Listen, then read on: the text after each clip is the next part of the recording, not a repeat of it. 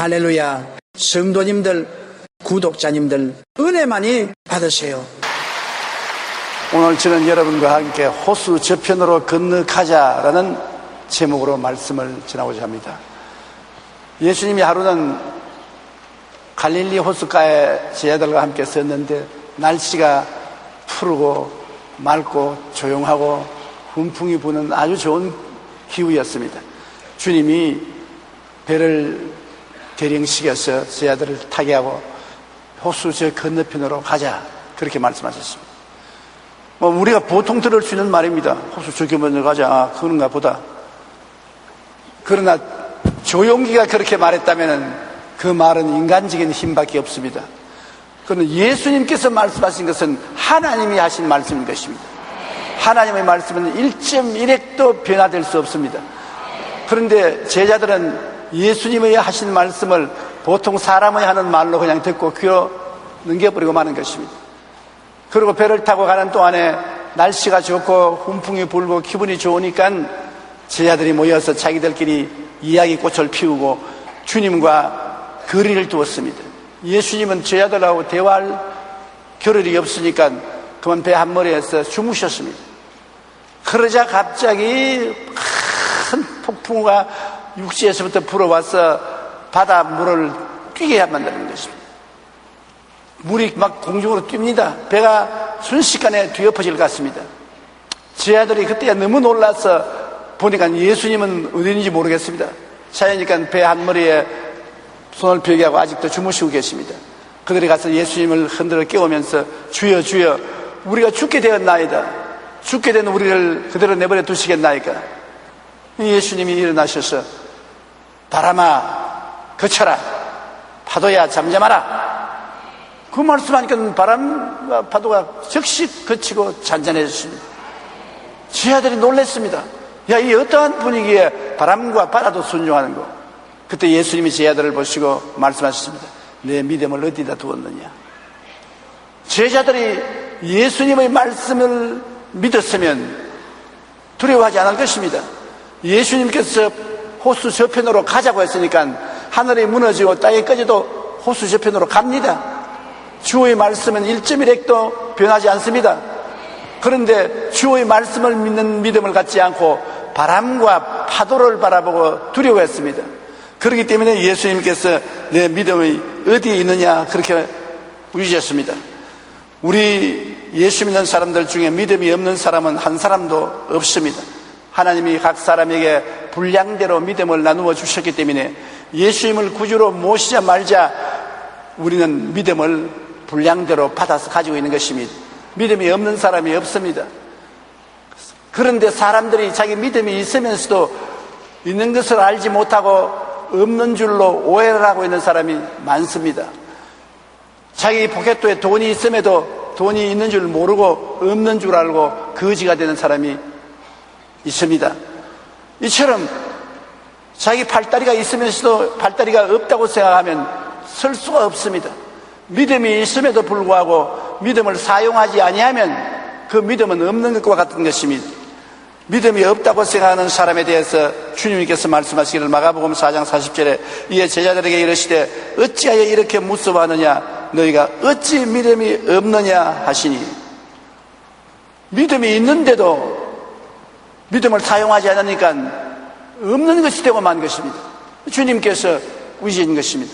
아예 믿음이 없으면 왜 믿음이 없느냐 말할 필요가 없어요. 없는 믿음 없지 뭐 우실 필요 있습니까? 믿음이 있는데도 믿음을 사용하지 않으니까 주님이 어찌하여 믿음이 없느냐 우시신 것입니다. 우리가 믿음을 잘못 사용하면 잘못될 수도 있고 믿음이 잘 사용하면 큰 역사가 일어날 수 있는 것입니다. 미국 정신신체의학 세미나에서 한 저명한 내과의사가 만성 환자의 90%는 병을 두려워하는 데서 시작된다고 말하셨습니다. 이런 사람들은 평소 기침을 하거나 가슴 아리를 하고 위산 과다 현상을 보이고 늘 온몸이 쑤시고 아프다며 고통을 호소한다고 합니다. 그런데 이것은 병에 대한 두려움에서 생기는 신체적인 증상이라는 것입니다. 실제 그 병이 드는 것이 아니라 병을 두려워함으로 말미암아 그 두려움에 대한 신체적인 반응으로 이런 일이 생긴다는 것입니다. 믿음도 이와 마찬가지인 것입니다. 비슷하여 믿음이 없다고 생각하는 사람들은 그 마음속에 늘 두려움에 떨고 있는 것입니다. 예수님은 어찌하여 이렇게 무서워하느냐, 너희가 어찌 믿음이 없느냐라고 말씀한 것입니다. 믿음을 가지고 주님을 의지하고 주 말씀을 바라보았다면 두려워하지 않습니다. 믿음과 두려움은 정반대입니다. 믿음은 두려움이 쫓겨나고, 안 믿으면 두려움이 들어오는 것입니다. 그러므로 믿음을 사용하지 않는 사람을 예수님이 보고 왜 믿음을 어디 두었느냐, 내 믿음이 왜 없느냐고 우겨주신 것입니다. 그 다음에는 믿음이 있으나 나는 믿음이 너무 적다고 말하는 사람이 많습니다. 제가 목회할 때 많은 사람하고 신앙 상담을 했는데 많은 사람들이 말하기를, 목사님 나는 믿음이 작아요. 믿음을 좀 더 크게 얻게 하여 주십시오. 예수님의 제자들도 한 번 예수님께 나와서 말했습니다. 주님, 우리에게 믿음을 더하여 주옵소서. 그러니까 주님이 뭐라고 말씀입니까? 고개를 슬슬 흔들면서 너희 속에 겨자씨 하나만한 믿음만 있으면 이 산들을 명하여 저 바다에 던져야 될 것이요 못할 일이 없을 것이다. 지금 가지고 있는 것만 해도 충분하다. 너 무슨 믿음을 더하라 그러냐. 겨자씨 하나가 얼마나 작습니까? 조그마한 겨자씨입니다. 고만한 믿음만 있어도 충분하다는 것입니다. 오늘 여러분은 겨자씨 하나보다 더 많은 믿음을 가지고 있습니다. 자기가 믿음이 없다고 생각하거나 믿음이 작다고 생각하는 것은 자기 생각이지 하나님 생각 아닙니다. 마태복음 6장 25절로 34절까지 좀 길지만 우리 다 같이 한번 읽어보십시다. 그러므로 내가 너희에게 이르노니 목숨을 위하여 무엇을 먹을까, 무엇을 마실까, 몸을 위하여 무엇을 입을까 염려하지 말라. 목숨이 음식보다 중하지 아니하며 몸이 이복보다 중하지 아니하냐. 공중의 새를 보라. 심지도 않고 거두지도 않고 창고에 모아들이지도 아니하되 너희 아버지께서 기르시나니 너희는 이것들보다 귀하지 아니하냐. 너희 중에 누가 염려함으로 그 키를 한 자라도 더할 수 있겠느냐. 또 너희가 어찌 의복을 위하여 염려하느냐. 들어 백합화가 어떻게 자라는가 생각하여 보라. 수고도 아니하고 길쌈도 아니하느니라. 그러나 내가 너희에게 말하노니 솔로몬의 모든 영광으로도 입은 것이 이 꽃 하나만 갖지 못하였느냐. 오늘 있다가 내일 아궁이에 던져지는 들불도 하나님이 이렇게 입히시거든 하물며 너희일까 보냐. 믿음이 적은 자들아. 그러므로 염려하여 이르기를 무엇을 먹을까, 무엇을 마실까, 무엇을 입을까 하지 말라. 이는 다 이방인들이 구하는 것이라. 너희 하늘 아버지께서 이 모든 것이 너희에게 있어야 할 줄을 아시느니라. 그런즉 너희는 먼저 그 나라와 그 일을 구하라. 그리하면 이 모든 것을 너희에게 더하시리라. 그러므로 내일 일을 위하여 염려하지 말라. 내일 일은 내일 염려할 것이요 한날 괴로움은 그날로 족하니라. 굉장한 말씀입니다. 주님을 꽉 믿으면, 그리고 하늘나라와 하늘의 의인 예수 그리스도를 추구하면 하나님이 우리의 삶의 원천이 되어서 위에서 우리에게 도움을 베풀어 무엇을 먹을까, 무엇을 입을까, 무엇을 마실까, 어떻게 살까 문제를 해결해 주신다는 것입니다. 우리 속으로 해결할 수 있는 능력이 없고 내 환경을 보아서 어디 해결할 길이 없어도 우리 믿음이 있는 사람은 해결책이 저기에서 내려오는 것입니다. 하늘에 우리의 자원이 있습니다. 주님이 하늘에서 도와주시는 것입니다. 그러므로 믿지 않는 사람과 같은 삶의 태도를 취해서는 안 되는 것입니다. 믿지 않는 사람은 내 속을 봐도 텅 비었고 내 곁을 봐도 의지할 것 없습니다. 그러므로 절망하는 것입니다. 그러나 우리는 속을 봐도 텅 비었고 곁을 봐도 의지할 것 없어도 위를 쳐다보면 아버지가 계시고 그 옆에 예수님이 앉아 계시고 하늘과 땅의 모든 권세를 가지고 우리를 도와주시기를 원하시고 계신 것입니다. 그러므로 이것을 믿으라는 것입니다. 과학적으로 증명할 수는 없습니다. 그러나 믿음은 과학을 초월해서 우리에게 기적을 갖다 주시는 것입니다. 성경에 주님께서 믿음이 큰 사람에 대해서도 말씀하고 있는 것입니다. 가나안 여자의 탄원을 들어보십시오. 예수님이 가나안 지역으로 갔는데, 이방인입니다. 이방인 지역으로 갔는데 한 여자가 고함을 치고 따라옵니다. 내 딸이 흉악하게 귀신 들렸으니 주여 고쳐주소서. 주님이 대답을 안 하십니다. 그러니까 이 여자가 예수님이 제 아들을 붙잡고 좀 주님께 말씀해서 우리 딸의 병을 고쳐달라고 부탁을 했습니다. 그래서 제자들이 예수님께 가서 주여 저 여자가 저렇게 부르짖으니 고쳐보내시지요. 그러니까 주님이 아직 때가 아니다. 지금 나는 이방인을 위해서 온 것이 아니다. 지금은 유대인들을 위해서 온 것이고 이방인의 때가 안 왔으니 고쳐줄 수 없다. 그러시는데 이 여자가 예수님 길을 막고 앞에 엎드렸습니다. 주여 내 딸을 고쳐주소서. 유대인들은 이방인을 개라고 합니다. 그래서 예수님이 아주 심한 말씀하십니다. 자녀들에게 줄 떡을 취하여 개에게는 주지 아니한다. 보통 사람 같으면 막 벌떡 일어나서 안 고쳐주시면 안 고쳐주시지 뭐 개라고 뭐 어쩌고 어째 당연히 그렇게 할 것입니다. 그런데 이 여자는 고개를 들어 주님을 보고 주님 옳습니다. 그러나 개들도 밥상 밑에 떨어지는 부스러기는 얻어먹습니다. 놀라운 여자입니다. 그 말 맞지 않아요? 애들이 밥 먹을 때 밥 흘리니까 밑에 개가 와서 먹지 않습니까? 그러니 나에게 부스러기라도 좀 주십시오. 마태복음 15장 28절에 보면 예수께서 대답하여 이르시되 여자여 내 믿음이 크도다. 내 소원대로 되리라 하시니 그때로부터 그의 딸이 나으니라. 주님이 감동을 하셨습니다. 내 믿음이 크도다. 우리도 이런 믿음을 가져야 되는 것입니다. 눈에는 아무 증거 안 보이고 귀에는 아무 소리 안 들리고 손에는 잡히는 것 없고 내 앞길 7억까지 어두워도 주께서 우리를 도와줄 것을 믿어야 되는 것입니다. 주님께서 내 믿음이 크구나, 의지할 것 없는데 나를 믿고 따라오는 거 보니 크구나, 내 믿은 대로 될지어다, 그렇게 말씀할 것입니다. 우리가 일단 주님을 믿음은 그냥 평탄하게 이루어지는 것이 아니라 환경적인 시련이 반드시 다가오는 것입니다. 믿음은 시련을 통해서 확실한 믿음인지 가짜 믿음인지 증명되는 것입니다. 우리가 믿었는데 정반대의 일이 일어나는 것입니다. 그러니 마음에 절망할 수밖에 없지요. 누가복음 8장 23절 말씀대로 행선할 때 예수께서 잠이 드시더니 마침 광풍이 호수로 내리침에 배에 물이 가득하게 되어 위태한지라.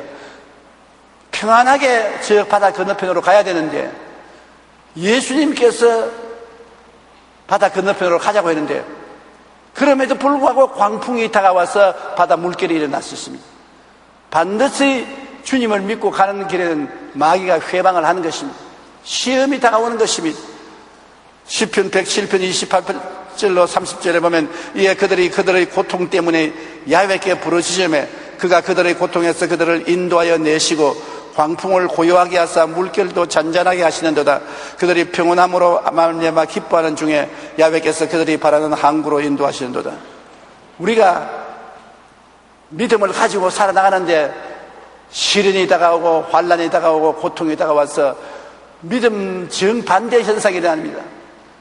그러나 그때 믿음을 놓치면 안 됩니다. 부르짖고 기도하고 계속 믿음을 잡고 있으면 그 시련은 잠시 후에 지나가고 믿음은 역사에서 하나님의 뜻이 이루어지게 되는 것입니다. 시련이 없는 믿음은 없습니다. 우리가 적은 것을 믿으면 적은 시련이 오고 큰 것을 믿으면 큰 시련이 다가오는 것입니다. 그러나 시련을 바라보면 안 됩니다. 언제나 주님을 바라보고 주의 말씀을 붙잡아야 되는 것입니다. 제자들을 보고 예수님이 내 믿음을 어디 두었느냐는 것도 믿음을 말씀에 두지 않고 환경에 두고 쓴 것입니다. 바람을 믿고 파도를 믿고 바람이 세고 파도가 크니까 빠져 죽을 것이라고 믿었습니다. 그래서 두려워했지. 믿음을 예수님이 말씀에 두었으면 예수님이 하나님 아들이니까 하늘이 무너지고 땅이 꺼져도 그 말씀은 변치 않은 말씀이기 때문에 안심했을 것입니다. 바람아 불어라, 파도야 쳐라. 우리는 바람과 파도보다 그 크신 예수님의 말씀을 믿는다. 말씀을 붙잡으면 믿음을 붙잡고 있는 것입니다. 믿음을 어디다 두었느냐? 믿음을 바람과 파도를 바라보고 잘못 두었던 것입니다. 미국의 백화점 왕으로 불리는 페니에게 하루는 친구가 와서 물었습니다. 페니, 자네는 어떻게 해서 이렇게 큰 성공을 이루었는가? 페니는 딱 두 마디로 대답했습니다. 내가 성공할 수 있었던 이유는 가난 때문에, 그리고 그리스도 때문이었다.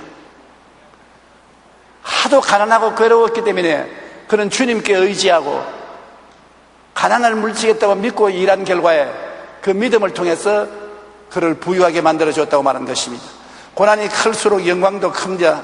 현재 아무리 어렵고 고통스럽다 할지라도 믿음으로 견디어 나아갈 때 우리는 더욱 강인한 성품과 지혜를 얻어 성공적인 삶을 살게 되는 것입니다. 믿음으로 사는 사람은 어려움과 고난이 다가올수록 오히려 더 큰 믿음이 생겨나고 유익이 되는 것입니다. 믿었으니까 믿음을 회방하는 고난이 다가와도 그걸 극복하니까 한 계단 더 믿음도 커지고 성공도 가져오게 되는 것입니다. 믿음이라는 것은 이러한 고난의 역경을 견뎌내는 것입니다. 구두수선공이었던 윌리엄 캐리는 인도 선교의 꿈을 가지고 인도 선교사로 파송되었습니다. 인도에 도착한 그는 그곳에 변변한 인도의 성경이 없는 것을 보고 인도어를 공부하여 성경을 번역한 후 출판을 하기 위하여 영국에서 인쇄기를 도입하고 기술자들을 불러 초판을 다 마쳤습니다. 이제 찍으면 되는 것입니다. 그런데 캐리가 지방순회를 하는 동안에 불이 나서 인쇄기와 원고가 모두 불타버리고 말았습니다. 절망적인 것입니다. 성경 한 권을 뺏기는데도 몇 달이 걸리는데 성경을 영어 성경에서 인도어로 번역을 하는 것을 불타버렸으니 윌리엄 캐리는 절망하지 않을 수 없습니다. 그러나 캐리는 그 잿더미 위에 무릎을 꿇고 감사기도를 드리며 다시 하나님 시작할 수 있는 믿음을 주십시오. 나는 반드시 인도에 복음이 전개될 줄 믿습니다. 마귀가 회방하는 것이니 믿음을 포기할 수 없습니다. 그리고 다시 성경을 번역하기 시작한 것입니다. 그래서 1801년도에 벵거어 성경을 필두로 24종의 인도 방언으로 성경을 번역하여 출판해서 오늘날 인도 선교의 기초를 닦은 것입니다. 그가 믿었는데도 불구하고 왜 불이 났느냐? 손털어 버리고 포기하자고 했으면 인도의 복음 전개는 되지 않았을 것입니다. 그러나 그런데도 불구하고 한번 믿었으면 뒤로 물러가지 않습니다. 성경에 뒤로 물러가면 내 마음이 저를 기뻐하지 아니하리라. 나의 의인은 믿음으로 말미암아 살리라고 말한 것입니다. 일단 믿었으면 믿음으로 밀고 나가는 것입니다. 뒤로 물러가는 기세는 없습니다. 죽든지 살든지 믿고 나가는 것입니다. 그럴 때 하나님께서 그러한 믿음을 큰 믿음으로 생각하는 것입니다. 또 우리가 믿을 때 육체적 감각에 의지하기가 쉽습니다. 믿기는 믿는데 눈에 반대 현상이 보이고 몸에 반대 현상이 느껴집니다. 내가 안수기도를 받고 하나님의 은혜를 입어 병이 낫는다고 믿고 있는데 점점 병이 더 아파지고 더 괴로워집니다. 그러면 하나님이 어떻게 이렇게 하시냐? 믿음을 포기해버리고 마는 것입니다. 내가 믿었는데도 믿은 대로 안 돼도 계속 믿는 것입니다. 그것이 우리 중심을 붙잡는 것입니다. 중심의 믿음을 붙잡았으면 그 반대적인 감각이 와도 감각을 따라서 행해서는 안 되는 것입니다. 우리가 사는데 환경은 우리를 둘러싸고 있습니다. 보고 듣고 냄새맡고 맛보고 만져보는 이 모든 환경이 우리에게 정확하게 도움만 주는 것이 아닙니다. 믿음에 정반대되는 현상이 일어날 때가 많습니다. 믿음이란 환경이 좌우하는 것이 아니라 믿음은 환경을 정복하고 환경을 만드는 것이 믿음인 것입니다. 환경은 3차원이고 믿음은 4차원입니다. 믿음이 환경보다 크기 때문에 믿은 대로 환경이 나중에 변화가 되는 것입니다. 환경이 아무리 바람 불고 몸부림을 쳐도 믿음이 그를 정복하고 정리하고 새로 창조하는 것입니다. 그렇기 때문에 믿음을 가졌으면 두려워하지 말아야 되는 것입니다. 고린도후서 5장 7절에 우리가 믿음으로 행하고 보는 것으로 행하지 아니하며로다. 보는 것으로 행하면 안 됩니다. 믿음으로 행해야지. 창세기부터 요한계시록까지 하나님의 말씀을 읽고 하나님의 뜻을 깨달아 알았으면 그 믿음을 마음속에 가지고 믿음대로 될지어다 믿음을 따라 살고 보는 것으로 따라서 마음이 좌우로 흔들리거나 변화되면 안 되는 것입니다. 오늘 예수 믿는 사람들에게 가장 큰 결점은 보는 것으로 마음이 흔들리는 것입니다. 믿지를 않는 것입니다. 끝까지 믿음을 가지고서 달릴 수 있는 용기와 담력을 갖고 있지 않기 때문에 그런 것입니다. 우리 교회 권사님 한 분 넘어져서 다리가 부러졌습니다.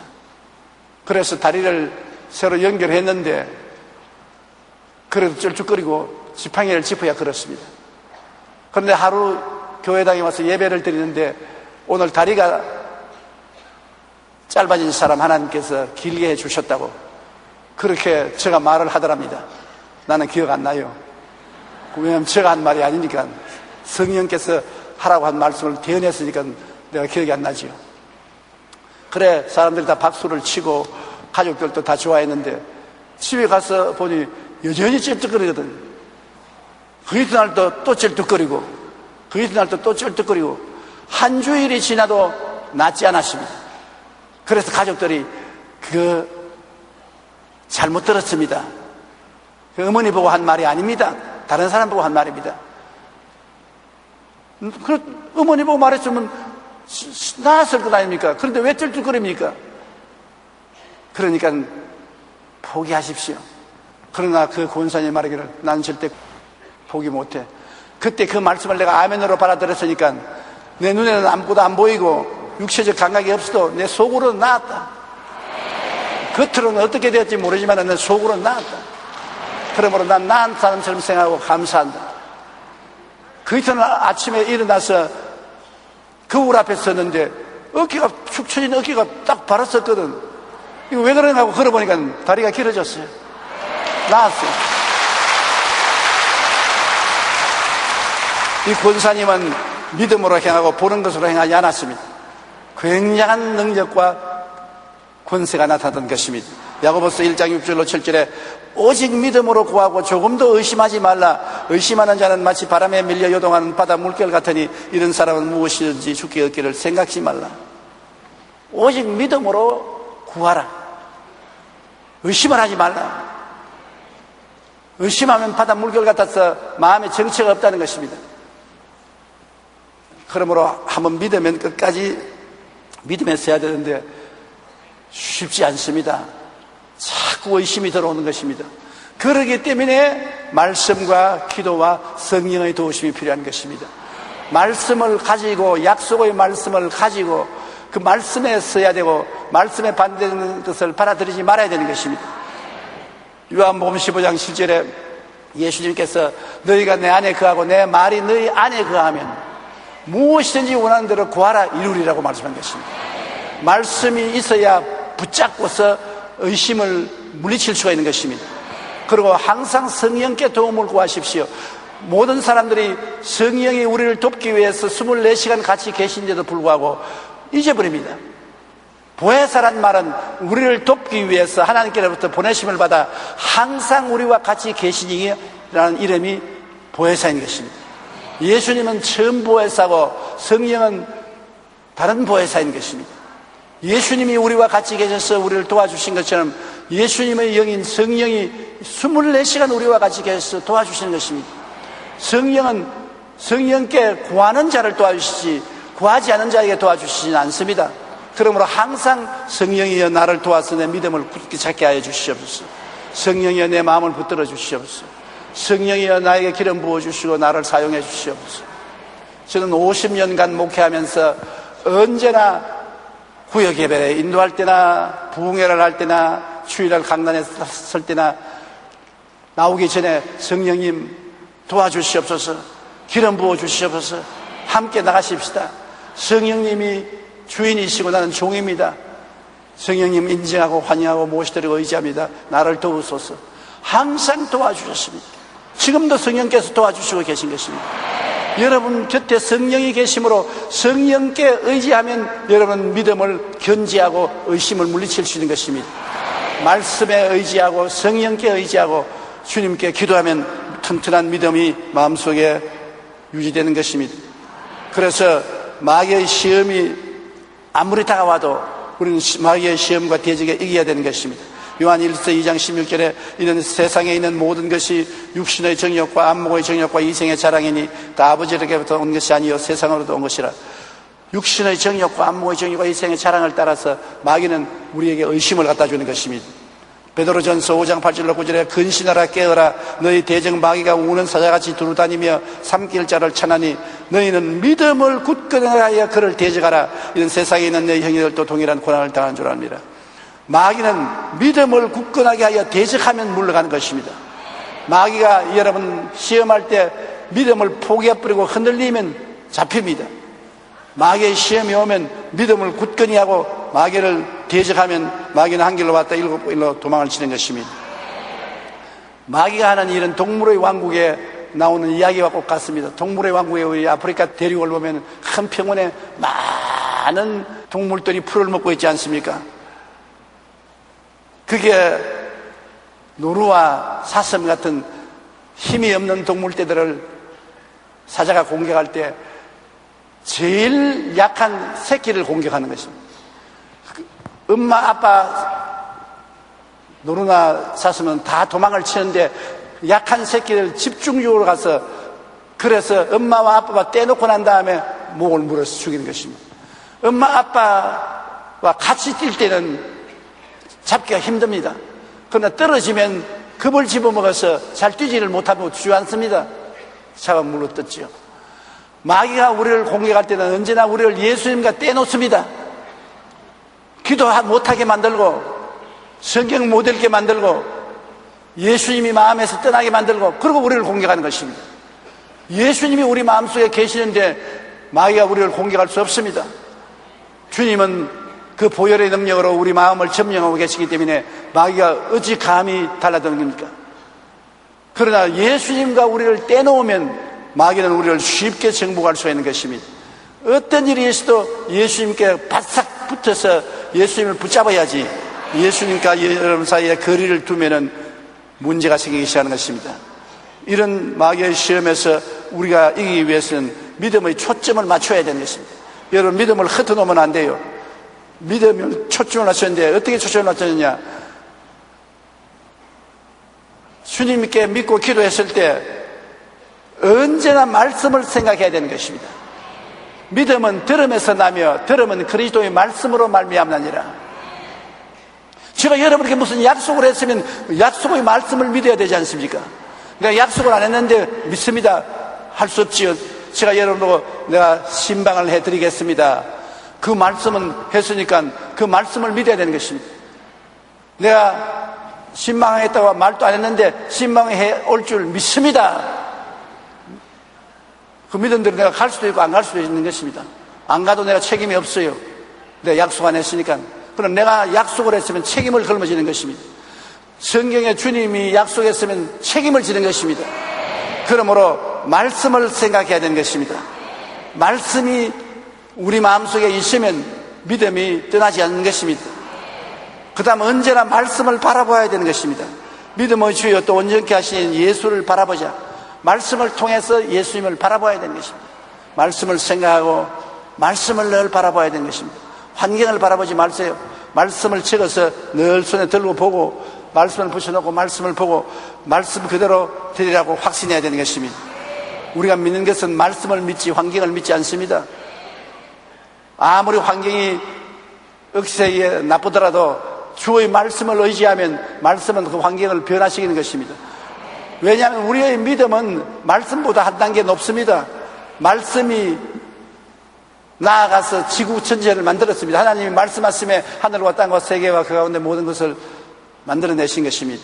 그렇기 때문에 말씀만 믿으시고 말씀에 의지하면 말씀이 우리의 운명과 환경을 변화시키는 것입니다. 이러므로 말씀을 늘 고백하십시오. 여러분 많은 성경을 외워서 말씀을 고백하면 큰 은혜가 되는 것입니다. 하나님은 나의 피란치여 나의 요새여 나의 이래하는 하나님이 되리니 제가 너를 새 사냥꾼의 올무에서와 극한 연병에서 건지실 것입니다. 요사이 특수 인플루엔자로서 사람들이 고생한다고 합니다. 그럴 때 언제나 마음속에 이 성경 말씀을 기억하면 시편 91편 제가 너를 새 사냥꾼의 올무에서와 극한 연병에서 건지실 것입니다. 하나님이 건지신다고 말씀했으니 어떠한 극한 연병도 나에게 다가오지 못한다. 너는 밤의 놀램과 낮에 흐르는 살과 흑암 중에 해하는 연병과 백주에 황폐케 하는 파멸을 두려워하냐 하리로다. 천인이 내 곁에서 만인이 내 우편수 엎드려지나 이 재앙이 내게 가까이 오지 못하리로다. 이 하나님의 약속의 말씀입니다. 이 말씀을 믿고서 어려움이 있으면 내가 밤에 모르는 사이에 큰 어려움이 다가올까 두려워하면 밤에 놀램에서 나를 건지는 주님이 계신다. 성경에 기록되어 있다. 말씀을 믿어야 되는 것입니다. 낮에 붉은 대낮에 우리를 도역질하고 죽이고 멸망시키는 원수가 다가오면 낮에 흐르는 살을 피하게 해주신다고 믿어야 되는 것입니다. 흑암 중에 하는 연병, 원인을 알지 못하는 연병이 돌더라도 하나님이 지켜주신다고 믿어야 되고, 산풍사고와 같이 백주의 백화점이 무너지는 그런 사고가 생기더라도 나를 면하게 해줄 줄 믿어야 되는 것입니다. 말씀을 믿어야 돼요. 그렇기 때문에 말씀을 믿고 의지하고 말씀을 생각하고 말씀을 바라보고 말씀을 믿고 말씀을 고백하여 믿음을 말씀에 초점을 딱 맞춰놔야 흔들리지 않습니다. 믿음을 감각에 의지하면 안 됩니다. 환경에 의지하면 안 됩니다. 마귀의 시험에 흔들리면 안 되는 것입니다. 말씀에 초점을 두십시오. 말씀을 생각하고 말씀을 바라보고 말씀을 믿고 입술로 말씀을 고백해야 되는 것입니다. 그리고 일단 믿었으면 기다리십시오. 성이 급해서 지금 믿었는데 지금 당장 응답이 안 온다고 원망하면 안 되는 것입니다.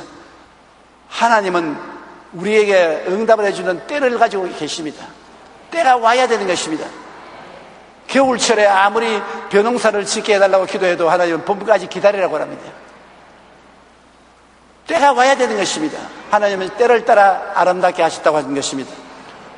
우리 믿음의 조상 아브라함도 75세에 갈대아 우르를 떠나서 가나안 땅에 왔습니다. 그가 기도하고 난 다음에 25년의 세월을 기다려서 아들을 얻었습니다. 로마서 4장 18절로 20절에 아브라함이 바랄 수 없는 중에 바라고 믿었으니 이는 내 후손이 이와 같으리라 하신 말씀대로 많은 민족의 조상이 되게 하리 하심이라. 그가 100세나 되어 자기 몸이 죽은 것 같고 사라의 태가 죽은 것 같음을 알고도 믿음이 약하여지지 아니하고 믿음이 없어 하나님의 약속을 의심치 않고 믿음으로 견고하여져서 하나님께 영광을 돌렸다. 바랄 수 없는 중에 바라고 믿었다. 굉장한 것 아닙니까? 여러분이 도저히 바랄 수 없는 중에 하나님 약속만 있으면 바라고 믿을 수 있는 것입니다. 말씀이 있으면 말씀이 무엇을 만들어내는 것입니다. 홍해수를 건너가겠다고 했으면 배도 없고 다리가 없어도 건너갑니다. 바랄 수 없는 중에 바라고 있으면 바라는 대로 되는 것은 홍해수를 하나님이 갈라졌겠는 것입니다. 배가 없고 다리가 없으면 물이 갈라지기도 만드는 것입니다. 하나님이 못하는 것이 없습니다. 그러므로 아브라함은 자기 100살이니까 100살 된 노인이 자기 몸의 죽은 것 같음과 사라의 태의 죽은 것 같음을 다 알고도 믿음이 약하여지지 아니하고 믿음이 없어 하나님의 약속을 의심치 않았다. 하나님의 약속을 가지고 있었다. 약속을 의심치 않았다. 아무리 환경이 바랄 수 없어도 하나님의 약속은 난 붙잡는다. 그러면 믿음에 견고히 있어서 하나님께 영광을 돌리니까 100세의 아들을 낳은 것입니다. 우리 아브라함에게 많이 배워야 되는 것입니다. 하나님 약속의 말씀을 믿고 흔들리지 말아야 되는 것입니다. 출애굽 때 홍해 앞에서 기다리는 이스라엘 백성도 그렇습니다. 하나님이 색과 꿀이 흐르는 땅으로 인도하겠다고 말씀하셔서 따라서 홍해 가야 왔는데 다리도 없고 배도 없고 바다를 건너가야 되는데, 그런데 애국의 바로왕이 군대를 동원해서 도로 백성들을 잡으려고 섭격해 옵니다. 백성들이 부르짖어도 하나님이 응답을 안 합니다. 거의 애굽의 군대가 곁에까지 왔는데 그때 하나님께서 모세를 통해 말씀하는 것입니다. 모세가 백성에게 이르되 너희는 두려워하지 말고 가만히 있어서 야훼께서 오늘 너희를 위하여 행하시는 구원을 보라. 너희가 오늘 본 애굽 사람을 영원히 다시 보지 아니하리라. 야훼께서 너희를 위하여 싸우시리니 너희는 가만히 있을지어다. 가만히 두 번 말했었습니다. 우리가 믿었으면 가만히 기다려야 돼요. 마귀가 온다고 활가닥 뛰어 야단 법석을 하고 하나님은 뭐하러 하십니까? 마귀는 오는데 하나님은 주무십니까? 일 그만두었습니까? 그렇게 하면 안 돼요. 가만히 있어 잠잠하게 기다릴 줄 알아야 되는 것입니다. 히브리서 11장 29절에 믿음으로 그들은 홍해를 육지같이 건넜으나 애굽 사람들은 이것을 시험하다가 빠져 죽었다고 했는데, 그들이 믿는다는 것은 마음에 잠잠하게 기다리는 것입니다. 하나님은 때가 오면 역사하여 주시는 것입니다. 여호수아가 여리고성 돌기도 보십시오. 한 번에 여리고성이 무너지지 않았습니다. 여리고를 7일 동안 돌아오라 하셨습니다. 그것은 믿음의 인내를 시험하는 것입니다. 여리고성을 첫날 한 바퀴 돌고, 이튿날 한 바퀴 돌고, 3일째 한 바퀴 돌고, 그래도 이중으로 된 철벽성이 무너질 기미가 없습니다. 금도 하나 안 갑니다. 그럼에도 불구하고 하나님의 때를 기다리면서 6째 돌아도 안 무너졌습니다. 7째 날에 7번째 돌고 호함을 치니까 성이 무너지고 말한 것입니다. 하나님이 당장 무너지게 해줄 수 있는 것입니다. 그런데 그걸 왜 6세 동안이나 돌고 7번 돌게 했습니까? 그것은 하나님이 믿음을 시험해 보시는 것입니다. 내가 기다릴 줄 아느냐, 성급하게 안 된다고 포기하느냐, 시험해 보는 것입니다. 기다리게 하는 것이 시험인 것입니다. 사람들은 기다리는 것이 참 힘듭니다. 히브리서 11장 30절에 보면 믿음으로 7일 동안 여리고를 도니 성이 무너졌더라고 말한 것입니다. 다니엘의 20하루 동안 기도도 있습니다. 다니엘과 그 친구들이 강가에 나가서 금식하면서 기도하는데 열흘을 기도해도 아무 응답도 없습니다. 20일을 기도해도 아무 응답이 없습니다. 대개 자기 친구들은 다 포기하고 떠났습니다. 다니엘은 21일 만에 기도 응답을 받았던 것입니다. 다니엘서 10장 12절로 14절에 그가 내게 이르되 다니엘아 두려워하지 말라. 내가 깨달으려 하여 내 하나님 앞에서 서로 겸비하게 하기로 결심하였던 첫날부터 내 말이 응답받았으므로 내가 내 말로 말미암아 모았느니라. 그런데 바사 왕국의 군주가 20일 동안 나를 막았으므로 내가 거기 바사 왕국의 왕들과 함께 머물러 있더니 가장 높은 군주 중 하나인 미가엘이 와서 나를 도와주므로 이제 내가 마지막 날에 내 백성을 당할 일을 내게 깨닫게 하러 왔노라. 다니엘이 기도할 때 첫날 응답이 하나님께 도달했다는 것입니다.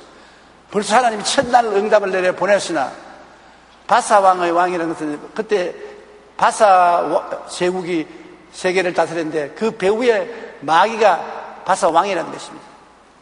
바사 왕의 마귀가 공중에서 기도 응답이 못 내려오도록 막았습니다. 20일 동안 막았습니다. 그런데 천사장 미카엘이 와서 그를 도와주므로 그 마귀의 진을 뚫고 내려왔다고 하는 것입니다. 우리가 기도할 때 참고 견뎌야 되는 것은 마귀가 기도를 상당한 기간 막을 수가 있는 것입니다. 그래서 예수님께서 과부의 기도 같은 것도 과부가 나의 은세에 대한 원한을 갚아주셔서 하되 당분간 재판관이 그 말을 듣고 있지 않다가 나중에 내가 이 기도를 들어주지 않으면 신란스러워 못 견디겠다고 해서 그 과부의 기도를 들어주었다고 말하는 것입니다. 이처럼 기도는 여러분 뒤로 물러가지 말고 오래 기다리는 믿음을 반드시 가져야 되는 것입니다. 믿음의 때를 기다리는 것입니다. 주님은 당신이 정한 때에 반드시 이루어지고 마는 것입니다. 농부가 씨를 뿌리고 열매를 기다리고 가는 것입니다. 씨를 심어놓고 벼나 보리가 삭이 나면 빨리 자라라고 삭을 쭉쭉 뽑아놓으면 다 말라 죽어버리는 것입니다.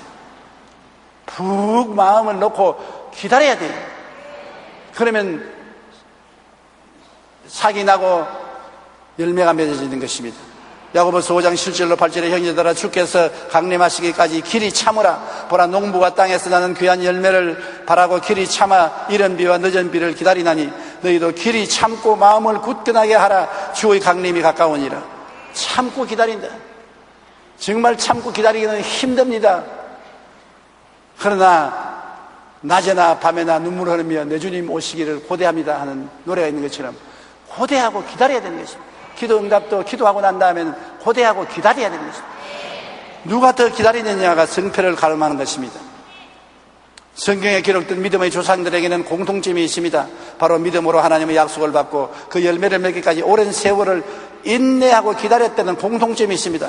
아브라함, 믿음의 조상 아브라함은 75세 되는 해에 하나님께서 아들을 주시겠다고 약속했는데 100세에 받았으니 25년을 기다렸고, 야곱은 하나님께 축복받겠다고 약속을 받은 후에도 외삼촌 라반의 집에서 20년 머슴살이한 끝에 하나님의 복을 받아 집으로 돌아왔습니다. 요셉은 17세 하나님께서 축복을 해주겠다는 약속을 받았으나 형들에 의해 애굽의 종으로 팔려서 종살이 감옥살이 13년이 지난 후에 30세 하나님의 약속대로 애굽의 국무총리가 된 것입니다. 이스라엘 민족을 애굽으로부터 구출한 모세는 40년 동안 광야에서 기다리고 난 다음 80세 하나님의 응답에서 이스라엘 백성을 이끌어낼 수가 있는 것입니다. 이처럼 믿음은 하나님의 때를 이룰 때까지 꿋꿋이 기다리는 것입니다.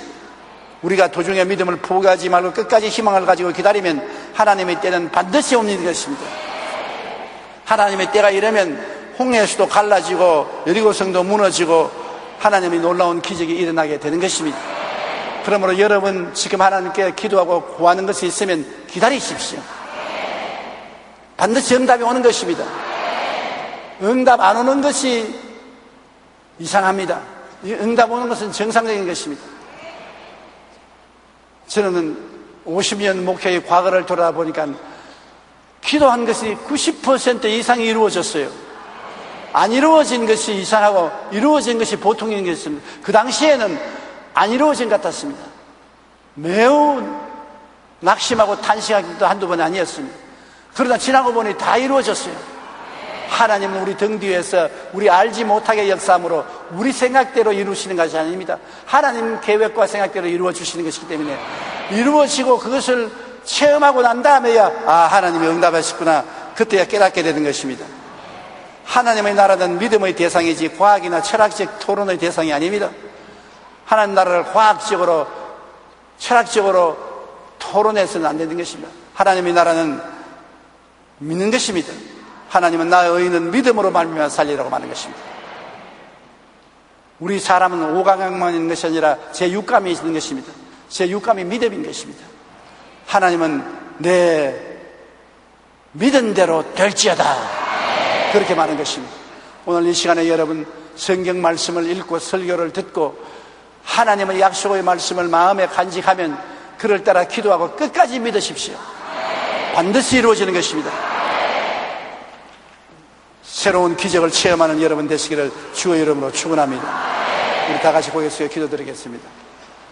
살아계시고 영원하신 우리 아버지 하나님, 항상 우리 뒤에서 역사하시고 계심을 감사합니다. 우리 눈에는 안 배워도 우리 손으로 붙잡을 수 없어도 바람과 같이 우리와 같이 계시며 응답해 주심을 감사합니다. 세월이 지나고 보면 하나님이 우리를 도와주시거나 우리가 깨닫게 되어 주심을 감사합니다.